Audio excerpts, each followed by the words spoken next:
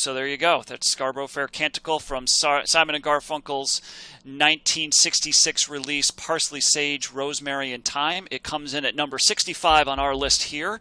And can I admit something real quick, Matt? I apologize before you jump in. I'm a little bit disappointed you didn't pick the big, bright green pleasure machine, just because I was hoping you would have to say that out loud at the beginning of the podcast. I can say it later on for you, John, if sounds good. If that'll make you feel better. But please continue. And so this was number 7 in 1966 and number 537 overall. So we're going to be covering quite a bit of Simon and Garfunkel. I think just about all of their studio records, maybe I think with the exception of their debut album. But this is their third record, and we'll just do a little brief history on these guys right now. They met when they were 12 years old in grade school. Paul Simon saw Art Garfunkel singing at a talent show and thought, hey, this might be a good way to meet girls. So he decided to get together with Garfunkel, and they would sing songs together. And they've actually formed a doo-wop group with 3 other kids, and they called themselves the Peptones. Was the theory behind that they were a music group, or that like Art Garfunkel was like a real easy look on the eyes? What was the thought process? I'm sure it was more about the music than the look on the eyes, although I cannot confirm that because it did not say that. But I don't know if I don't know if he had the fro going on back then. That's a good question. I didn't see any pictures of him as a 12-year-old. Art Garfunkel, low-key sex symbol, I think, is what, I have a feeling we're going to hear from a lot of folks. Low-key 12-year-old sex symbol. Cardi B, you're solo now. So Cardi B, you're single now. So, Art Garfunkel is just waiting there for you. Is Cardi B single? I didn't know that. That's too bad. Yeah, she filed her divorce papers. Oh, man. And she said they were going to be together forever. They ended up, and they also would perform at school dances as a duo. So they did write a song called Hey Schoolgirl, which was overheard by a promoter named Sid Prozin, who subsequently signed the two to a record contract when they were both at the age of 15. So how's that for talent for you, right? Wow.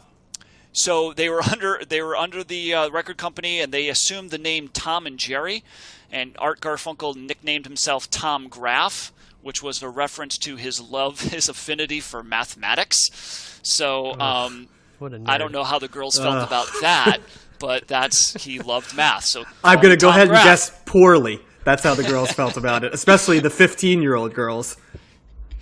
And Paul Simon was Jerry Landis, and he took that surname after a girl he had dated. So how do you pick the name Jerry Landis from a girl you dated? Landis was her surname. He picked. They were Tom and Jerry, so they got the Tom and Jerry, and then Graff because of math, and Landis because of little. So he acted like he was married to this woman, like apparently.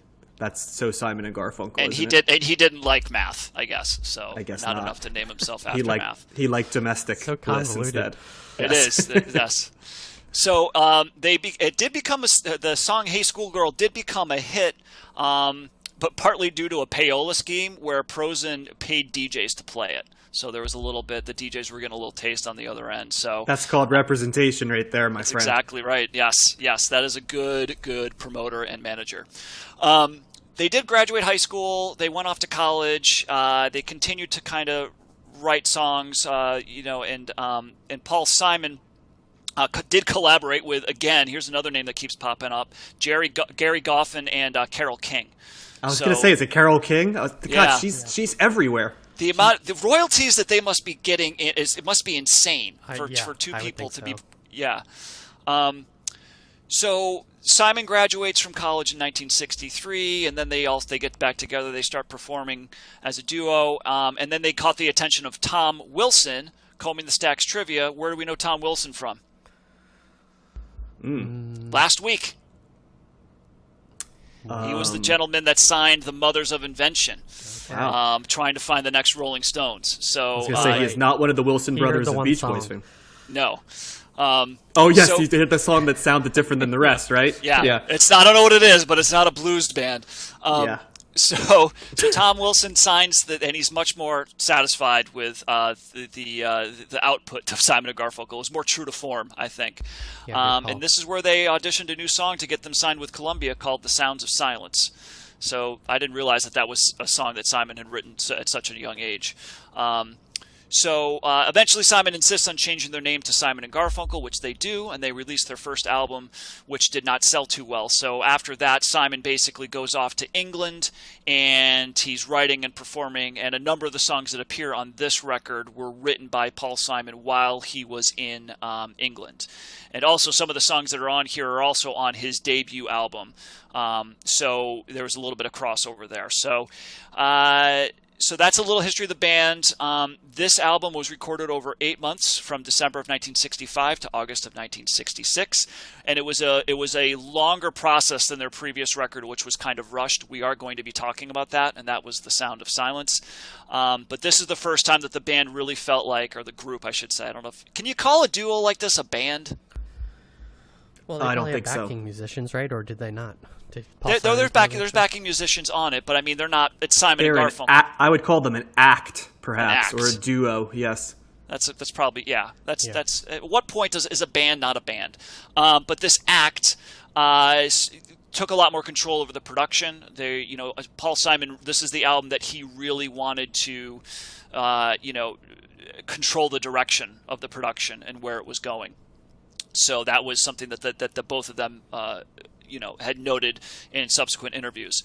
It was produced by Bob Johnston. Here's another Combing the Stacks trivia. Anybody remember where Bob Johnston came? What we've talked about with him before? Bob Dylan. Yes. He produced Bob Dylan's John Wesley Harding and Nashville Skyline, and he also produced Josh. Putting you on the spot here. Leonard Cohen. Yep. Leonard, Songs from a Room. So he produced those. I actually knew those answers. That was the first time I was ever going to be able to do your trivia there, Matt, but Josh was too on it. Yeah. I threw it to Josh. It was his record. But yeah, so Bob Johnston appears again, and actually probably Leonard Cohen, Simon and Garfunkel, and Bob Dylan are some of his most notable acts that he has worked with. So I talked about the songs there. It's considered a breakthrough album for the duo. Some have considered this their first masterpiece. And Columbia executives were a little perturbed by how long this took. It was an expensive album to make, and the quote that they used was, "Boy, you really take a lot of time to make records." And in fairness, there was 28 whole minutes they had to put on vinyl, so it wasn't too long. But oddly enough, it's funny because even though it took them a long time, the bulk of the recording happened over a very short period of time. So I don't know how much time they spent in the studio, different takes and whatnot to lead up to the final cuts. But a lot of it might have just been them emoting, would be my guess. You think so? That does take a lot of time. Yes, I don't know. That doesn't really sound right. But this album, so that kind of brings us up to now. So I'll kind of stop on the bio there. Let's talk about some reactions here. So Josh, what do you think? Talk to me about Simon and Garfunkel. Actually, I had a question though before I get into my reaction. All right. Did you get a sense of how they split the work? Is it like one guy's writing the music and one's writing the lyrics, or are they pretty collaborative? Or this is Paul Simon's act. Okay. Using John's word, this is his whole. He's doing the writing. He is, he's playing. He's always pretty much playing the guitar. I think he plays the harmonica a little bit. Garfunkel is attributed with some credit with Scarborough Fair because it's a traditional song, but he helped with the arrangement. But he pretty much sings. I think he plays piano on the final track, the Silent Night track.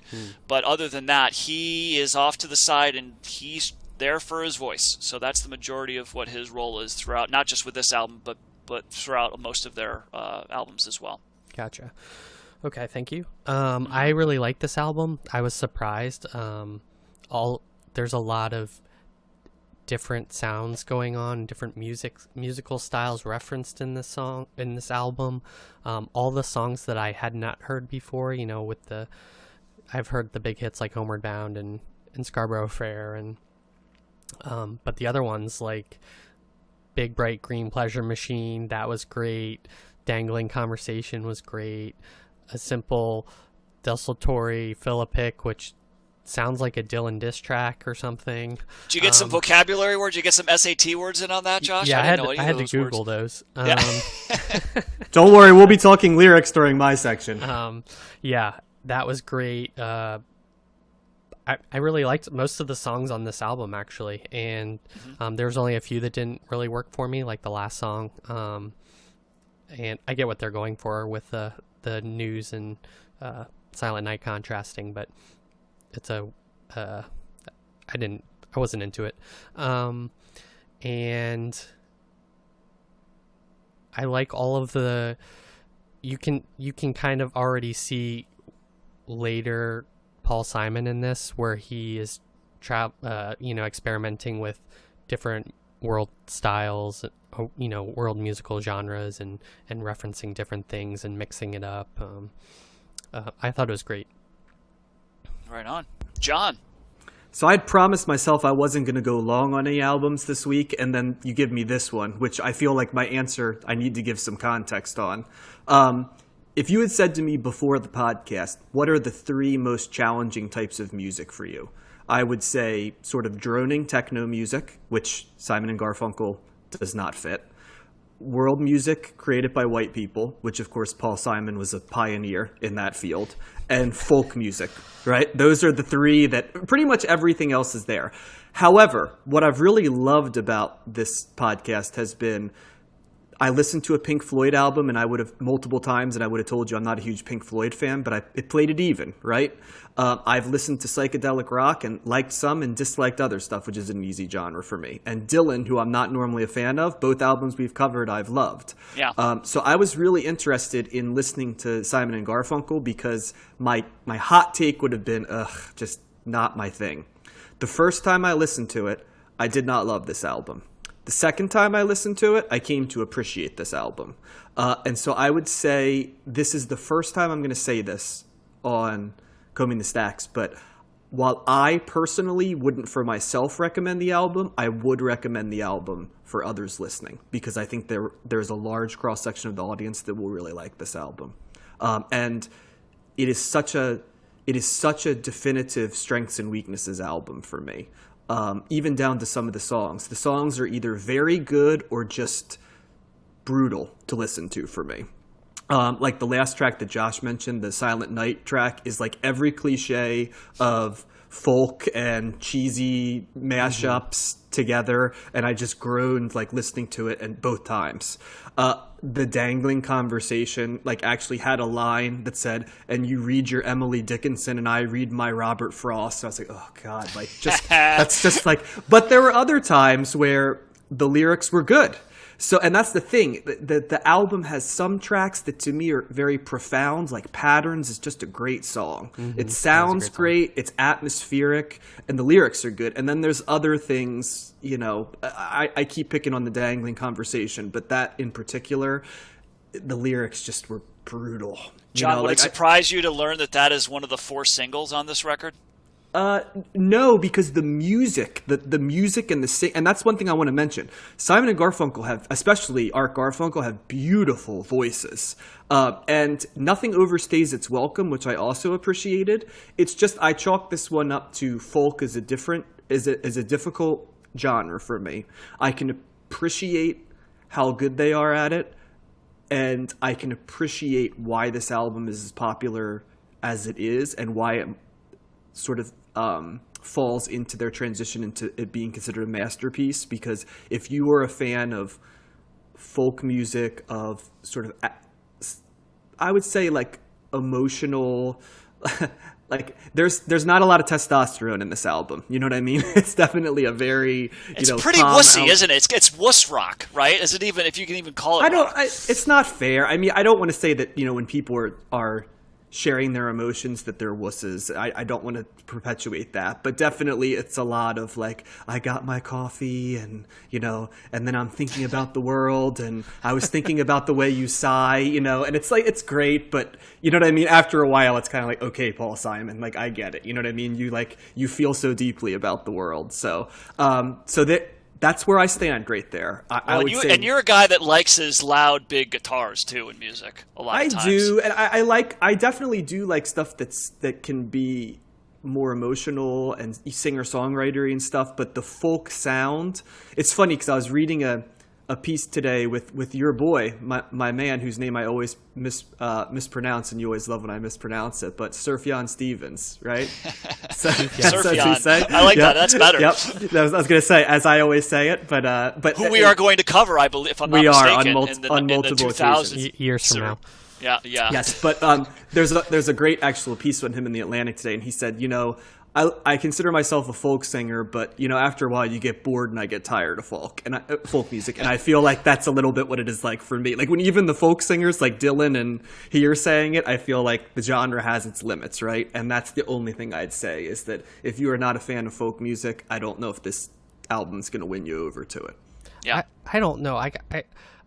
This seems more poppy to me. This is like pop folk, or it's not like. I don't find their emotionality or it's not like they're proto emo or something like that. I find this is a really breezy album to listen to, and I feel like all the songs are different enough from one another that the album flows pretty well, and I think there's probably something for everyone on here. But I mean, you will know if everyone's heard of a few Simon and Garfunkel songs, if not Sound of Silence, then Scarborough Fair or something, but if you like those songs, you definitely should listen to this album. Oh, yeah. and that's why I say, like, I would recommend this to most people listening. I tried to draw a distinct line between the album itself and the art and sort of my personal opinion on this one, and it's the first time that's ever happened with me, where it's like my personal taste and my appreciation of the art deviated a little bit. I think that's kind of how I felt about Big Brother and the Holding Company.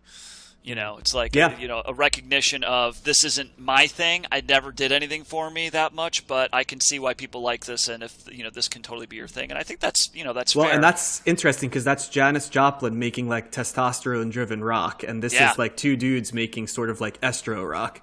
Yeah. I really hesitate to even call this rock. And my comment of it being wussy was not like I like wussy stuff. I like the folk stuff and the quieter music, and I agree. I think that with Josh, I think there's a lot of good stuff on here. I pretty much just knew the singles. Because again, like many of these artists, I only had their greatest hits records. So, I knew Scarborough Fair, Homeward Bound, 59th Street Bridge, and I didn't know the Dangling Conversation. And actually, that was probably, aside from maybe the last track, because I agree with you guys, the 7 o'clock news. It's especially nowadays, like it's very pretentious. It's a little heavy-handed, yeah. Yeah, exactly. I mean, it's essentially a little. Yeah. It's like slaps you over the head, heavy-handed. And it's just like, here's Silent Night. It's a beautiful rendition of Silent Night, and I do like that song. That's a beautiful song. But then you just have this voiceover of news reporter telling you all these horrible events about, it's Walter protest in Cronkite, Vietnam. Yeah. It's actually not. It's actually the voice is radio DJ Charlie O'Donnell. Is it really? Okay, yeah, wow. It's not Walter Cronkite. Wow. And actually, consider me corrected. While we are on this, let's clean the stacks of this track because there are 3 factual inaccuracies in this track. Lenny Bruce was not 42 when he died; he was 40. They said he was 42 in that dialogue. When they talked about the nurses being murdered, there were 8 murdered, not 9. And Nixon's speech that is referenced was actually given to the American Legion, not the VFW. So let's make Paul Simon and Art Garfunkel were definitely not cleaning their stacks back in the day. They don't care. They're just writing to the music. But yeah, so that's like, all right. I guess I could see at the time. I mean, this is 1966, so.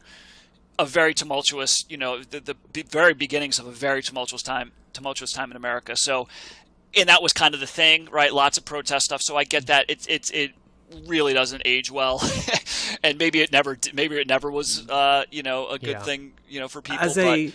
As a Dylan guy, what do you think of the Discount Dylan song? I believe Josh called it like a Dylan diss track or a Dylan call out. I looked at it as like Discount Bob. It's so jarring too because you have these beautifully. Like I said, the sound of if you love people whose voices are rich, I can't take that away from Simon and Garfunkel. It's beautiful. And then suddenly it's like, what the hell are they trying to do here with this Bob Dylan? And when we're talking Bob Dylan, we're not talking like the Bob Dylan the Bob Dylan that we've covered, right? In the late 60s, we're talking like classic, like, Once Upon a Time, Use My Mind, but like with him having gone electric also. Yeah, so it's like an early Dylan song with electric behind it. It was really this weird. is like this is coming right off the heels of something like I think it was Subterranean Homesick Blues, right when the period where Dylan was going electric in the mid 60s. But yeah, it's as soon as I heard it, my initial thought was, well, they're working with Tom Wilson, who did a lot of those records with Dylan, the electric albums with Dylan, I believe. And so I thought that was kind of like his influence kind of coming in there saying, hey, let's try something like this. But yeah, you listen to it and it's totally him. I mean, we've talked about people trying to do Dylan before, like Lennon was trying to do Dylan with "You've Got to Hide Your Love Away," right? This is totally different, and this is him mocking Dylan, right? Yeah, this is right. him. Listen to the lyrics. He's referencing Dylan lyrics. The cadence that he uses when he's not really singing, he's just kind of calling things out. It's totally Dylan, right? It's in. This is was it a mocking? Was it a parody? I was going to say Yeah, because Yeah, there's that one line in there about like when they say Dylan, he thinks of Dylan Thomas or something to that effect. Yep. He does. He's so unhip that when you say Dylan, he thinks you're talking about Dylan Thomas, which is why I thought it was making fun of Bob Dylan fans. But let's be honest, like Simon and Garfunkel have no audience if there's no Bob Dylan, so it was really weird to me because it's like, dude, he's the reason you're on Columbia Records. Sound of Silence doesn't get released without Dylan, and Dylan would be the first to say that he doesn't exist without like Woody Guthrie, right? Yeah, I didn't see anything more, and maybe this is something I can look into for next week, but I didn't see anything more about any rift or anything, problems that, Paul Simon had with Dylan or anything like that. I think, I don't know, maybe, I don't know if he wasn't a fan of what he was doing with the electric stuff, and he just said, hey, I could do that. Like, let me just, I don't know. Paul Simon's kind of a goofy guy, too. I mean, he was a big friend of Lorne Michaels, so he did a lot of SNL stuff, some funny he's on skits SNL there. all the time. When he did that You Can Call Me Al video with Chevy Chase back in the 80s, that was kind of a funny, he's a goofy guy, so he likes to poke fun at stuff. So I don't know if it's probably more of him just like goofing around rather than holding any real animosity, towards Dylan of any kind. He does have a good sense of humor. I mean, he did make a whole album of African music in the 1980s called Graceland, which I would say is one of the most humorous albums of all time. So, yeah. Well, I don't know. I don't even know if we're doing any Paul Simon solo stuff off the top of my head. I have a question for you guys. How many herb combinations do you think they went through when they were naming this album? And also, how much did that line get stuck in my head all week? By the way, it's just like parsley, sage, rosemary, and like it was embedded in my head. Yeah, what's wrong with basil? Exactly. I started thinking, what 4 herbs would I put in if I named my album? Cilantro, what were they? Basil, cilantro, yeah. Cumin. I'm not a fan of any of these 4 herbs, actually. Parsley is lame. Parsley's like, what's the use of that? My uncle's a chef, and we were like, what do you use parsley for? He goes, nothing. It doesn't taste like it's if they were kind of as edgy as Lenny Bruce, who they mentioned all the time, wouldn't it have been like parsley, sage, rosemary, and pot or something, you know what I mean, to make it kind of funny. Mint, but nope. Mint. I like mint a lot. Yeah. I'm more of like the Asian herb variety, I guess. So, things I never thought I'd know. Josh's favorite herbs in his spice rack. But I would say too, I wasn't a fan of the dangling conversation. Paul Simon. There was conflicting reports of whether that one report said that was both of their favorite song, their favorite song on this record. But I also read that Garfunkel always hated it and thought it was pretentious. Simon found it disappointing that it didn't do any better on the charts. It sounds like a Paul Simon song, so that doesn't surprise me. Well, they're all Paul Simon songs. I mean, I'm just saying, like later work Paul Simon, it very much screams. Yeah, he said it might have been too heavy for a mainstream audience. So too heavy? Yeah, that's okay. Like heavy, but obviously not in the. Not musically, lyrically probably. But if you want a heavy version of Patterns, John, and Josh, for anybody that's a metalhead, there's actually a metal band called, I've never heard of these guys, Warrell Dane or Warrell Dane. Mm-hmm. It's a good song, too.